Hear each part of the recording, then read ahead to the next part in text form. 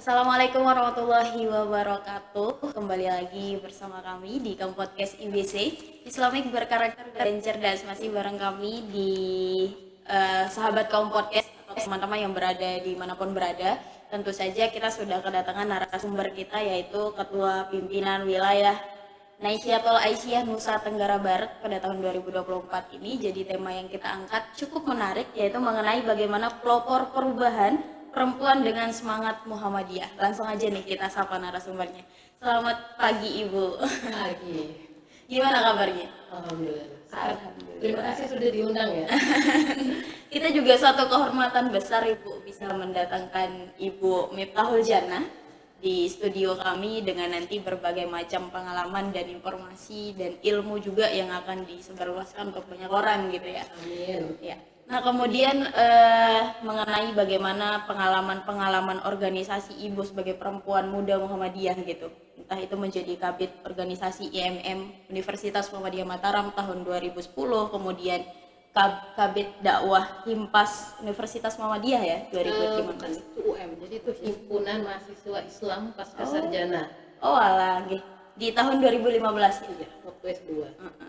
Kemudian kabid organisasi PWN ANTB 2018 dan sekarang menjadi ketua pimpinan wilayah ya Naisyatul Aisyah di tahun 2024. Jadi dengan berbagai pengalaman organisasi yang Ibu lewati gitu di selama beberapa tahun yang lalu, kita perlu tahu nih bagaimana sih cerita dari Ibu sendiri tentang studi atau apa mungkin bisa diceritakan, atau sekalian kita kenalan dulu nih sama penonton yang ada di rumah.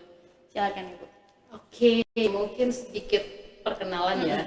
Gak banyak, karena tadi sudah disebutkan track record organisasi. Saya perkenalkan track record mungkin pekerjaan dan personality saja ya. Saya asli dari Bima, namanya sudah disebutkan tadi ya. Biasa dipanggil Bu Miftah. Kadang tetangga manggilnya Mbak Ita. Kalau jalan-jalan ke rumah. Kebetulan saya sekarang sudah menikah, alhamdulillah, punya 2 orang putra. Wow. Ya, suami juga mengabdi di Muhammadiyah, alhamdulillah. Jadi beliau juga masih di anggota kepemudaan Muhammadiyah, pimpinan daerah pemuda Muhammadiyah Kota Mataram. Karena waktu itu logo kami adalah saya di IMM, beliau sebagai imawan, saya imawati. Jadi entah ketidaksengajaan atau bagaimana, kami menjalankan salah satu titah organisasi, imawan untuk imawati, imawati untuk imawan.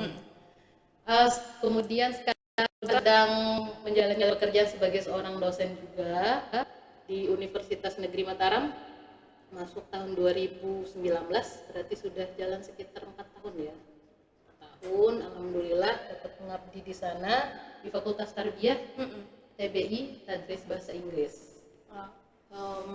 Apalagi sudah menjadi penduduk Kota Mataram, walaupun asli Bima, ya, sudah 10 tahun di sini ya. Jadi merantau dari 2019, kuliah di Muhammadiyah Mataram, kembali lagi ke sini. Mengajar juga di Muhammadiyah, tetap di IEC, karena bagaimanapun saya tidak ingin keluar, bukan tidak ingin keluar, saya ingin tetap menjalin komunikasi, silaturahim dengan teman-teman di Muhammadiyah. Mengabdi istilahnya. Iya, jadi saya membantu saja.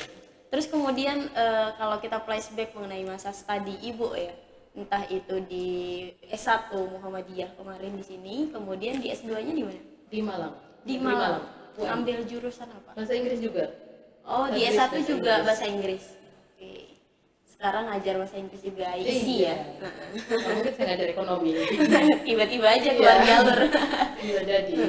Oke, mengenai sekarang Ibu yang menjadi ketua pimpinan wilayah Naisyatul Aisyah di tahun ini, pasti banyak yang belum tahu dari teman-teman semuanya. Naisyatul Aisyah itu semacam organisasi atau komunitas atau seperti apa? Oke, saya perbaiki ya, bukan Naisyatul Aisyah, tapi Naisyatul Aisyah. Naisyatul Aisyah. Biar nggak salah, Iya, karena benar. kemarin juga ikut kegiatan bersama teman-teman dari NU.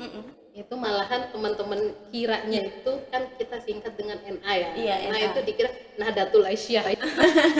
Jadi mungkin di sini juga menjadi salah satu wadah syiar kami bahwa Naisyatul Aisyah itu merupakan salah satu organisasi otonom Muhammadiyah. Jadi Muhammadiyah itu Muhammadiyah pusat punya pimpinan pusat. Di bawah pimpinan pusat ada pimpinan wilayah PWM Muhammadiyah. Nah, PWM Muhammadiyah ini dia memiliki otonom. Otonom ini yaitu ada IMM di kampusnya. Kemudian ada kami Nasyiatul Aisyah. Nasyiatul Aisyah itu adalah perempuan di bawah umur 35 tahun. Targetnya adalah lulusan Imawati. Jadi selesai IMM mereka diharapkan masuk Nasyiatul Aisyah. Kemudian ada IPM, pelajar, kemudian ada Aisyah, bunda kami, kemudian ada HW, kemudian ada tapak suci. Nah, ini adalah otonomnya. Nah, kami merupakan bagian dari pergerakan Muhammadiyah yang di bawah PWM-nya. Gitu. Nah, kemudian kalau Nasyiatul ya Ibu, Nasyiatul Aisyah ini bergerak di bidang apa sih, selain apakah ini harus emang untuk perempuan saja yang diperdayakan khususnya untuk Imawati atau seperti apa? Oke, kalau memang karena tadi ya sudah disebutkan banyak ortonom itu, jadi kenapa sih banyak ortonom di bawah Muhammadiyah? Pertanyaannya kok banyak banget, untuk apa? Jadi modelnya agar Muhammadiyah itu memiliki wadah seperti negara. Negara itu punya kementerian, di bawah kementeriannya dibagi-bagi lagi, bagi perempuan, pertanian. Kenapa pertanian? Kenapa perempuan? Nah, begitupun kenapa Nasyiatul Aisyah, kenapa IMM? Agar pergerakan atau pengikut Muhammadiyah itu sendiri punya wadah. Nah, kami di Nasyiatul Aisyah mengkhususkan diri kepada perempuan-perempuan produktif. Bukan berarti 35 ke atas tidak produktif ya. 35 ke bawah dianggap sebagai usia yang memang harus dirangkul. Karena modelnya begini, jika kita hanya berorganisasi secara umum nih, oke, kita di Muhammadiyah, lalu kita bisa masuk di apaknya. Karena itu muncullah ortonom-ortonom ini untuk klaster pergerakannya dibagi sesuai dengan tujuannya. Pemuda, mereka untuk mengakomodir kepemimpinan pemuda-pemuda, di mana pemuda sekarang cukup masif juga di dunia perpolitikan. Nah, kita di perempuan bagaimana tujuan kita adalah perempuan muda sebenarnya targetnya. Jadi isu-isu kami memang berhubungan dengan perempuan muda, keluarga tangguh, anak, stunting, tumbuh kembang anak. Jadi memang khususnya adalah untuk keperempuanan. Tapi tidak lepas dari itu kami banyak berkolaborasi. Tentunya kolaborasi dengan lintas ortom ataupun di luar ortomnya itu penting sekali. Oke, kemudian tadi sempat disinggung bagaimana kegiatan-kegiatan di pemberdayaan perempuan Muhammadiyah ya, seperti keluarga tangguh, stunting gitu. Nah, kemudian bagaimana sih peran Muhammadiyah memperdayakan perempuan muda itu untuk berkontribusi dalam isu-isu kesehatan atau kesejahteraan, apalagi mengenai sistem apa ya, ganda gitu. Bagaimana gender, kan gender juga gitu, terutama banyak sekali kasus perempuan ini di khususnya dalam lingkup rumah tangga gitu, itu yang paling kecil. Kemudian hal-hal paling besar lainnya juga termasuk itu. Bagaimana kira-kira Nasyiatul Aisyah itu memandang itu? Oke, tentang isu keperempuanan, kami itu tidak bisa keluar dari hitok Muhammadiyah yang pertama. Kita harus kembali pada bagaimana perempuan itu posisinya di dalam Muhammadiyah yang pertama. Kita harus mengakui bahwa Muhammadiyah salah satu organisasi yang bersifat pembaharuan. Jadi bisa disebut organisasi modern, di mana Muhammadiyah yang pertama, jika kita berbicara tentang gender, di dalam Muhammadiyah itu tentu tidak ada bias gender. Kita bisa lihat bahwa di Muhammadiyah perempuan punya posisi, perempuan memiliki bargaining posisi. Nah, di situ pun kami sebagai Aisyah, Nasyiatul Aisyah, memandang bahwa perempuan ini harus diberdayakan. Dari segi apa sih diberdayakan? Yang pertama jelas berdaya secara pendidikan, berdaya secara finansial, berdaya secara sosial, dan juga berdaya terhadap dirinya sendiri sebagai perempuan. Nah, Muhammadiyah memandang bahwa perempuan itu bukanlah kaum marginal. Seperti kita melihat perempuan-perempuan pada status quo Indonesia secara umum ya, bahwa di mana patriarki memang masih sangat lekat dengan budaya Indonesia.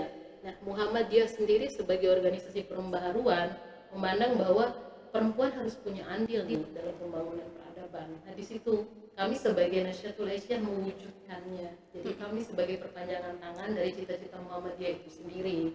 Bagaimana perempuan itu berdaya? Tadi finansial, sosial, ekonomi, dan pendidikan. Yang jelas semuanya itu harus kembali kepada hitohnya Muhammadiyah. tidak keluar dari fitrah perempuan sebagai seorang muslim. Kemudian kira-kira apa aja sih kegiatan-kegiatan yang dilakukan Nasyiatul Aisyah sendiri? Mungkin ada kegiatan mingguan, bulanan, atau seperti apa? Oke, karena kita kemarin baru dilantik ya, per tanggal 1 Februari, kegiatan yang paling sekarang kami tekankan adalah yang pertama perbuatan organisasi nih, internal Nasyiatul Aisyah sendiri. Jadi kami memperkuat anggota kami dulu di dalam. Kemudian yang kedua adalah kegiatan kami yang jelas dari Kabit Dakwah. Jadi kami dibagi 9 bidang. Nah, bidang dakwah salah satunya adalah kegiatan kajian bulanan. Karena memang nggak bisa kita pungkiri Mbak, umur Nasyiatul Aisyah, kader-kadernya ini adalah umur-umur yang cukup rentan, tanggung namanya. Jadi kita secara ekonomi masih membangun karir, masih mencari karir. Di umur 25 sampai 35 itu adalah masih mencari karir. Kemudian kami baru berkeluarga, anak kami masih kecil-kecil. Nah, beda dengan Aisyah mungkin yang sudah lebih matang secara finansial, secara sosialnya. Sehingga tidak bisa kami paksakan kader kami harus bisa bekerja, harus bisa memberi sumbangsi aktif terhadap Nasyiatul Aisyah. Makanya 1 kali sebulan itu paling enggak yang kami minta kepada anggota untuk mewakafkan waktunya untuk Nasyiatul Aisyah. Yang jelas kajian tarjih itu penting. Karena tidak semua juga yang kami serap dalam keanggotaan itu memang berlatar belakang Muhammadiyah. Ada yang baru mengenal Muhammadiyah juga. Jadi kajian tarjih itu yang sekarang sedang akan kami laksanakan dalam pekan depan. Jadi kami ngambil akhir bulan setiap bulan. Kemudian yang kedua, sekarang kajian yang kami lakukan adalah tentang bukan kajian ya, kegiatan yang pasti kami lakukan itu adalah pembinaan. Sekarang berjalan dengan Aisyah adalah pembinaan di lapas perempuan, lapas kelas 3 perempuan samping kantor gubernur itu. Jadi di situ kami berdayakan teman-teman untuk ngajar ngaji, Iqra, hafalan Quran. Kemudian selanjutnya kami punya kegiatan Badan Usaha Nasyiatul Aisyah. Nah, ini juga lagi dibangun, lagi kita rancang sedemikian rupa agar kadernya bisa berdaya secara ekonomi nih. Nah, itu adalah perpanjangan tangan dari pusat sebenarnya. Jadi Badan Usaha Nasyiatul Aisyah itu banyak, seperti kami akan melakukan kegiatan membuka tempat les sebenarnya. Bukan kami yang menjalankan, kami sebagai inisiatornya. Kemudian selanjutnya adalah kegiatan cinta lingkungan, Nasyiatul Aisyah cinta lingkungan. Nah, sekarang kan isu lingkungan, sampah, karbon, kemudian rumah kaca itu sangat masif. Nah, salah satu kajian dari pusat adalah tentang perempuan cinta lingkungan, karena bagaimanapun sampah itu munculnya dari limbah rumah tangga paling banyak. Jadi bagaimana ibu-ibu yang pertama kali menciptakan sampah itu kita minimalisir. Nah, itu program dari pusat. Untuk sekarang kita masih sosialisasi dengan kader-kader internal agar kader internal ini bisa diberdayakan memulai dengan dirinya sendiri, kemudian di lingkungan sekitarnya. Yang terakhir adalah kajian yang paling sangat krusial ini adalah kajian keluarga tangguh. Itu memang program dari pusat. Jadi modelnya kita itu adalah pelaksanaan program dari pusat yang kemudian kita Realisasi. cari irisan-irisan yang ada di wilayahnya. Misalnya jika keluarga tangguh, kalau di Lombok kan kegiatannya seperti ada pencegahan pernikahan dini, ya. Kemudian stunting di sini cukup tinggi. Nah, isu-isu lokal seperti itu yang kita angkat untuk penguatan ketahanan keluarganya itu sendiri. Nah, kemudian dari bagaimana tadi ya dijelaskan sama Ibu sendiri mengenai kegiatan-kegiatan atau program yang dilakukan Nasyiatul Aisyah sendiri gitu. Kemudian kira-kira untuk keanggotaan dari Nasyiatul Aisyah ini untuk perempuan muda Muhammadiyah ya, apakah memang harus menjadi imamwati atau memang bisa nih mahasiswa atau orang yang terlibat di Muhammadiyah tapi tidak menjadi ikut dalam organisasi IMM, apakah bisa ikut untuk bergabung di Nasyiatul Aisyah sendiri apa bagaimana? Oke, itu menurut saya hal yang sekarang cukup otokritik untuk kami sendiri, karena memang yang pertama masalah yang terdapat di lapangan itu adalah krisis kader. Kalau perempuan itu kan setelah menikah, lulus jadi IMM, kebanyakan ikut suami, atau kebanyakan balik ke kampung halaman, atau mungkin ikut bekerja di tempat lain. Tidak seperti yang laki-laki, mungkin laki-laki lebih bisa mengikuti arah hidupnya mau di mana. Kalau perempuan kan karena menikah ikut Suami. Akhirnya kebanyakan kami juga merekrut di luar alumni IMM, tetapi masih punya irisan dengan Muhammadiyah. seperti mungkin dia pernah kuliah sebagai alumni Muhammadiyah walaupun dulu nggak IMM, atau mungkin dia orang tuanya Muhammadiyah, atau suaminya mungkin kami ambil dari istri-istri pemuda, istri pemuda, kemudian atau mungkin beliau dulu pernah ikut kegiatan aja di Muhammadiyah, atau dia dulu adalah orang yang pengen memang masuk Muhammadiyah tapi belum sempat mengenal, atau yang bekerja di AUM Muhammadiyah seperti dosen-dosen di Muhammadiyah, itu yang kita berdayakan. Karena sekarang kan ada peraturan dari Muhammadiyah kalau nggak salah ya di sini, bahwa paling tidak dosen-dosennya harus bergabung dengan salah satu organisasi di bawah Muhammadiyah, entah itu Asia, Pemuda atau apapun yang sebagai pergerakan Muhammadiyahnya, lebih untuk mengenal nilai-nilai dan budaya Muhammadiyah itu sendiri. Nah dari situ sih, karena yang pertama memang tadi krisis kader, akhirnya kami menyerap dari latar belakang tadi. Nah sehingga memang tugas beratnya itu adalah pengkaderan. Dana Baitul Arkam itu adalah memang tugas berat kami yang harus terlaksana, karena bagaimanapun pendatang baru ini harus diperkenalkan nilai-nilai Muhammadiyah, bagaimana pelaksanaan dalam kehidupan sehari-hari. Jangan sampai seperti tadi pertanyaan di awal ya, apakah Muhammadiyah ini organisasi ataukah komunitas atau jangan-jangan aliran? Nah itu pertanyaannya. Bahkan gencar di luar lebih kencang aliran ya, aliran Muhammadiyah gitu. Padahal ini adalah organisasi yang memang legal di bawah pemerintah, bukan aliran ya. Aliran kan kepercayaan jadinya. Seperti itu. Jadi tidak menutup kemungkinan bahwasanya organisasi Nahdlatul Aisyah sendiri itu merekrut bukan hanya untuk anggota IMM saja, dan itu untuk usia maksimal dari 35 tahun ke bawah. 40 ya, lupa 40. Saya, mohon maaf tadi salah ya, 40 ke bawah. 40 tahun ke bawah. Jadi untuk mahasiswa Muhammadiyah sendiri bisa ikut bergabung nih di Nahdlatul Aisyah ya. Kemudian untuk perekrutan untuk anggota baru, apakah itu memang dilakukan sekali sebulan atau sekali 6 bulan atau bagaimana? Sekali per periode. Jadi satu kali masa kepengurusan itu 4 tahun. Ya, periode sekarang itu 22 sampai 26. Jadi per sekali periode kita rubah kepengurusan. Iya. Tentu saja seperti kabinet itu modelnya. Jadi siapapun yang dianggap bisa melaksanakan tanggung jawab sebagai pengurus di kepengurusan itu, yang tentu saja kami rekrut sebagai anggota Nahdlatul Aisyah. Dan tadi dengan pertimbangan kedekatan secara organisatoris, kemudian mungkin secara personal, tapi tetap mengedepankan nilai kemuhammadiyahan. Kemudian bagaimana sih peran Nahdlatul Aisyah sendiri, Ibu ya, sebagai wadah perempuan muda Muhammadiyah itu di tahun generasi saat ini seperti apa kira-kira untuk perannya? Oke, kalau kita berbicara peran ya, tentu saja sekarang itu banyak organisasi-organisasi perempuan, NGO, LSM perempuan yang muncul, apalagi di Lombok saya melihat cukup masif sekali perkembangan NGO, LSM perempuan itu. Hal itu tentu tidak jauh dilatar belakangi daripada kesadaran masyarakat pentingnya tentang isu-isu perempuan, bahwa perempuan sebagai makhluk yang tidak boleh dimarginalkan, perempuan sebagai makhluk yang tidak boleh dianggap sebelah mata karena dia perempuan, bukan karena kapasitasnya sebagai seorang individu, tentu saja begitu. Nah, tadi pertanyaannya adalah bagaimana peran Nahdlatul Aisyah? Nahdlatul Aisyah tentu saja mewadahi kami sebagai organisasi yang sekarang berumur 92 tahun. Bayangkan itu sudah sangat lama sekali kiprahnya di dunia keperempuanan sendiri, khususnya di Indonesia. Kami sangat memberikan atensi yang cukup besar, bahwa yang pertama nih perempuan punya wadah.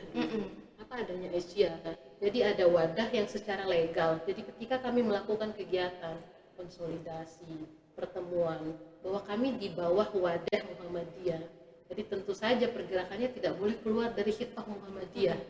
Seperti itu. Dan perempuan yang diinginkan oleh Muhammadiyah itu sendiri harus tercermin dari pergerakan dan perilaku dari kader-kader Nahdlatul Aisyah itu sendiri. Nah, sejauh mana perannya? Jika mengarah ke pertanyaan itu, sejauh mana perannya? Tentu saja kami sebagai orang yang memberikan inisiator, bukan sebagai eksekutor langsung. Contohnya seperti kami melobi ke pusat dari PP untuk melakukan kegiatan dengan BKKBN, kemudian BKKBN memberikan atau melakukan MOU dengan kami. Nah, itu adalah inisiator yang kemudian akan kami turunkan ke daerah-daerah. Karena kan NA ini seperti Muhammadiyah, sampai ke cabang, sampai ke ranting. Jadi bagian terbawahnya ada di setiap kecamatan, setiap desa, walaupun sekarang mungkin tidak terlalu masif. Nah, kegiatan ini yang kami harapkan nanti bisa memberikan empowerment. Jadi semacam pemberdayaan. Paling tidaknya lah perempuan tuh bisa berpikir, oke, ketika suatu saat saya punya masalah, misalnya ya, ada tempat saya untuk bertanya. Oke, kita bikin kegiatan-kegiatan. Kalau sekarang masih sekali kegiatan di YouTube. Benar. Kemudian masih sekali kami melakukan talk show via Zoom. Paling tidak di situ ada kesadaran, ada muncul pemikiran bahwa kita perempuan yang punya teman dan kami berdaya di situ. Nah, at least kita sebagai perempuan sudah punya insight, Mbak. Kalau laki-laki kan saya rasa memang mereka karena dibesarkan dengan budaya seperti itu, jadi mereka sudah memandang sebagai laki-laki yang punya power. Kalau perempuan, karena budaya kita masih, saya melihat budaya patriarki Indonesia itu sangat kuat. Apalagi di Lombok. Kenapa saya melihat kuat? Ketika saya pergi keluar, misalnya saya ke Jakarta, saya ke Surabaya, apalagi ke luar negeri, Mbak. Di situ baru nampak sekali, bukan sekedar hanya yang diucapkan patriarki itu. Walaupun sekarang kita sudah gembar-gembor ya, no patriarki segala macam. Tapi saya melihat sendiri, Mbak, bahwa patriarki di kita itu adalah bagaimana laki-laki itu dibesarkan. Laki-laki tidak dibesarkan dengan kebiasaan mereka harus mencuci piring, dengan kebiasaan mereka yang harus membersihkan rumah, yang harus memasak, yang harus mencuci baju ataupun merawat anak. Kita tidak dibesarkan dengan budaya seperti itu, sehingga bagaimanapun kita memberitahu, misalnya ini laki-laki di depan saya ini sudah besar ini, kita memberitahu sayangilah istri kalian dengan membantu pekerjaan rumahnya, tapi mereka tidak punya mindset tentang membantu pekerjaan rumah itu. Berbeda dengan di luar. Di luar itu kan ketika saya kemarin jalan-jalan ke sana, itu laki-lakinya dia cuci baju sendiri. At least dia untuk kebutuhan dirinya sendiri sudah dia lakukan sendiri. Karena mereka memang dibesarkan dengan mindset itu. Itu yang sebenarnya tergambar bahwa memang patriarki khususnya di kita, NTB sendiri masih sangat kuat, bukan hanya sekedar diucapkan, tapi dia dibesarkan dengan itu.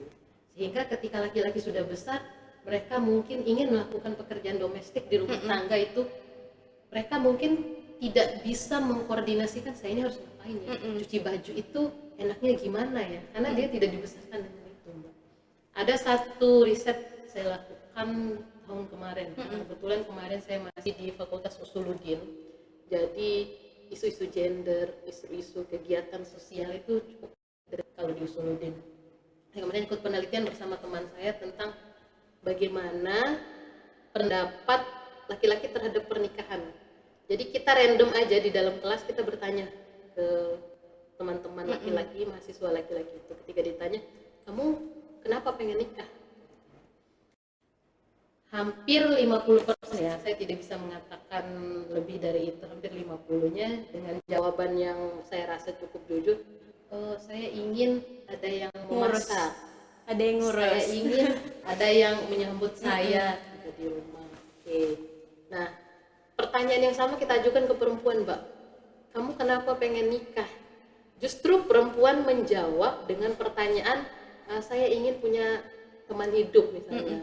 Saya ingin punya orang yang bisa bersama saya, mensupport saya. Justru itu jauh daripada pendapat kita yang berpikir bahwa perempuan menikah untuk mencari support finansial, misalnya yang membiayai kehidupan mereka. Itu tidak nampak sebenarnya dari cita-cita mahasiswa ini. Anggaplah mereka adalah orang yang sudah siap untuk membina rumah tangga ke depan. Justru yang nampak bahwa ya perempuan ingin punya pasangan, ingin punya orang yang diajak ngobrol. Nah, laki-laki mindset mereka adalah agar ada yang memasak, agar ada yang memperhatikan mereka, dan memperhatikan dalam tanda kutip yang dimaksud adalah seperti tadi memasak, melihat cuci bajunya, mungkin tidak disebutkan secara gamblang cuci baju ya, memperhatikan secara fisiklinya, yang menemani mereka ketika mereka harus memilih makanan apa, bahwa memang budaya perempuan sebagai pelaksana kegiatan domestik itu sendiri sangat kental. Nah, di situ kita melihat bagaimana sih tupoksi perempuan itu sendiri dalam pandangan Muhammadiyah. Tentu saja di dalam Muhammadiyah tidak jauh dari pandangan bahwa memang perempuan itu adalah seperti tadi yang pertama melaksanakan kegiatan domestik. Kemudian ada sebagai madrasah pertama untuk anak-anaknya, dan itu memang ada di dalam hadis. Nah, kami sebagai Nasyatul Aisyah menjembatani di mana perempuan juga bisa terlaksana haknya sebagai individu yang tadi tidak terkekang oleh budaya. Karena bagaimanapun itu budaya yang memandang perempuan berada pada posisi pelaksana kegiatan domestik itu adalah budaya, bukan budaya, itu adalah budaya, bukan agama. Memang perempuan itu diposisikan agar diam di rumah, tapi tidak pernah kan ada satupun hadis yang mengatakan bahwa perempuan harus melaksanakan kegiatan domestik, tapi dikatakan bahwa perempuan yang mulia adalah yang bisa membantu suaminya, yang tadi melaksanakan kegiatan domestik, kemudian membantu suaminya menjaga fitrahnya, menjaga kehormatannya sebagai seorang perempuan dan sebagai seorang istri. Dan itu penting sekali, berarti kayak istilahnya poin di antara hal ini yang terjadi di lingkungan kita, khususnya di Nusa Tenggara Barat dengan masifnya budaya patriarki yang masih kuat gitu. Itu pentingnya di bagian parenting. Parenting gimana ketika kita sudah mempunyai anak, bagaimana seorang si putra ini bisa juga nih melakukan hal-hal selayaknya perempuan gitu. Betul. Nah, menurut Ibu sendiri ya, Ibu Miftahul Jannah, kira-kira dalam parenting atau biasanya ada program seperti keluarga tangguh tadi, itu biasanya di tiap-tiap kecamatan atau setiap kali ada agenda-agenda itu apakah memang itu untuk objeknya, apakah memang untuk masyarakat luas atau memang hanya untuk anggota-anggota Nasyatul Aisyah saja atau bagaimana? Oke, kalau memang targetnya itu adalah tentu saja menyasar kalangan masyarakat secara umum, karena bagaimanapun mereka sebagai objeknya. Cuma untuk sekarang yang baru terlaksana itu adalah internal Saja untuk sekarang. Tentu saja cita-cita kami adalah pelaksanaan kegiatan secara masif sampai kepada ranting dan cabang yang ada di setiap wilayah. Nah, yang baru terlaksana sekarang itu adalah untuk internal penguatan kapasitas perempuan. Jadi penguatan kapasitas itu seperti kayak tadi kami pernah melakukan kegiatan pelatihan, ini yang sebelumnya ya, pelatihan bahasa. Jadi gimana sih perempuan itu biar nanti bisa mengejar studi mereka. Kemudian yang kegiatan kemarin juga adalah pelatihan ringan lah ya, perempuan seperti menjahit, kemudian pelatihan wirausaha. Yang jelas adalah pemberdayaan mereka secara basic dulu. Itu memang baru terlaksana secara internal. Kemudian yang lainnya itu adalah berupa talk show, kemudian berupa show, kemudian berupa seminar-seminar yang kami lakukan secara offline maupun online. Dan itu memang masih terbatas karena memang jangkauan kami juga mungkin masih terbatas ya. Seperti itu. Nah, harapannya Ibu sekarang selaku Ketua Pimpinan Wilayah Nasyatul Aisyah 2024 tahun ini, kira-kira harapannya untuk perkembangan Nasyatul Aisyah ke depannya itu seperti apa? Oke, saya harap yang pertama tentu saja Nasyatul Aisyah ini menjadi salah satu tonggak penggerak organisasi perempuan di NTB. Karena bagaimanapun sebagai salah satu organisasi yang sudah cukup tua, Nasyatul Aisyah memiliki peran yang sudah sangat lama, kiprahnya sudah cukup banyak dalam dunia keperempuanan. Nah, tentu saja hal ini tidak terlepas daripada pemberdayaan kader internalnya. Jadi untuk bisa memberdayakan orang, kita harus berdaya secara sendiri, Mbak. Diri kita itu harus berdaya. Bagaimana kita bisa mengatakan kepada orang, kamu harus sekolah. Nah kan yang ngomong itu adalah orang yang tidak berpendidikan. Jadi intinya kami memulai dari internal dulu, sedangkan eksternalnya itu adalah merupakan aksinya, adalah merupakan refleksi daripada setiap kader-kader itu sendiri. Kemudian kedepannya tentu saja saya berharap agar Nasyatul Aisyah ini bisa terus menjalin kerjasama. Kebetulan salah satu jargon yang saya munculkan untuk sekarang itu adalah Nasyatul Aisyah kolaboratif. Jadi saya sangat ingin sekali agar Nasyatul Aisyah ini tidak bersifat eksklusif ya, agar kami juga bisa membangun kolaborasi dengan banyak NGO perempuan. Karena bagaimanapun seperti funding, seperti kegiatan-kegiatan internasional itu tidak bisa kita elakkan dari situ. Dan kedepannya semoga Nasyatul Aisyah ini bisa lebih go internasional. Kita sudah punya cabang juga terdekat di Singapura. Sekarang Muhammadiyah juga sudah punya cabang di Melbourne, Australia. Oke, itu tadi harapan Ibu nih untuk terkait bagaimana kedepannya Nasyatul Aisyah seperti apa. Semoga kedepannya juga semakin maju. Ibu juga tetap sehat nih, bisa memberikan kontribusi lebih lagi untuk perempuan, pemberdayaan perempuan-perempuan di Indonesia khususnya. Terima kasih Ibu nih atas waktu dan ilmunya untuk hari ini. Semoga kedepannya kita bisa ketemu lagi. Mungkin nanti di beberapa kegiatan Nasyatul Aisyah bisa nih untuk diikutkan dalam podcast gitu. Mungkin kegiatan-kegiatan online, kajian atau semacamnya. Dan untuk teman-teman di rumah atau dimanapun berada, terima kasih udah mengikuti kegiatan dari awal sampai akhir kami. Semoga apa yang kami bincangkan tadi ada manfaatnya untuk kita semua. Terima kasih dan see you next video. Sampai jumpa dan assalamualaikum warahmatullahi wabarakatuh. Waalaikumsalam.